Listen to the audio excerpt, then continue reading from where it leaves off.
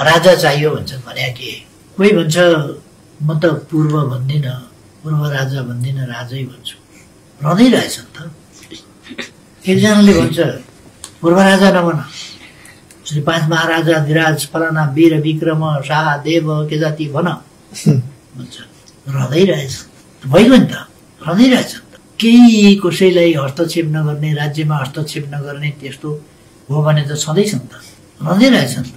के एउटा अधिनायकवादी तानाशाह चाहियो, त्यो भन्न सक्नु पर्यो नि। भाषाले अधिनायकवाद चाहियो, बोल्दा भन्न नसक्ने। हामी जस्तो खुलस्त हुनुपर्छ। हामी अधिनायकवाद तानाशाह मान्दैनौँ, लोकतन्त्र तलमाथि हुन दिँदैनौँ। खुलस्त अठोट हो यो, स्पष्ट छ। हामी लोकतन्त्रको पक्षमा छौँ।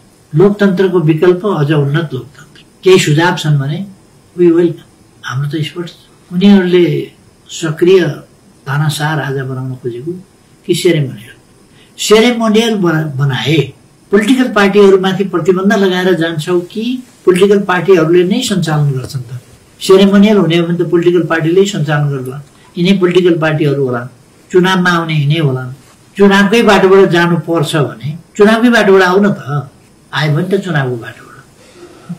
त्यो होइन, यी पार्टी मन परेनन्। जनमत यी पार्टीसँग छ। जनताभन्दा माथि हु आर यु? जनताभन्दा माथि हुने को हुन्छ? जनइच्छा भनेको 1-2 हजार मान्छेमा, 3 करोडको जनइच्छा 1-2 हजार मान्छेमा, 2-4 हजार मान्छेमा प्रकट हुन्छ, प्रतिबिम्बित हुन्छ जनइच्छा।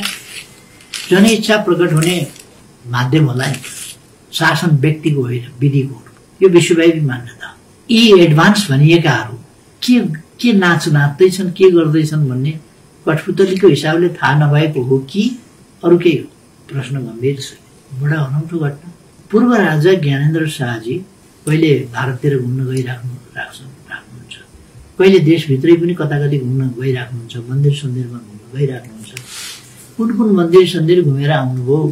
यता पोखरा बागलु कता कता गएर केही मन्दिरहरू घुमेर आउनु। कुन सा महान काम देशलाई के चाहिँ महान कोसेली बोकेर आउनुभयो उहाँ कि यत्रो स्वागत गर्नु पर्यो? उहाँ त्यहाँ चुनाव जितेर आउनुभयो कि विश्वकप जितेर आउनुभयो कि गोल्डन बुट पो लाएर आउनुभयो कि जितेर? के गर्नु? मेडल थापेर आउनुभयो विश्वमा? के गर्नु? के को लागि यो विशेष स्वागत? यसपल्ट यस्तो आते जाति त गरिराख्नुहुन्छ, यसपल्ट किन यो तमासा देखाउनु पर्यो?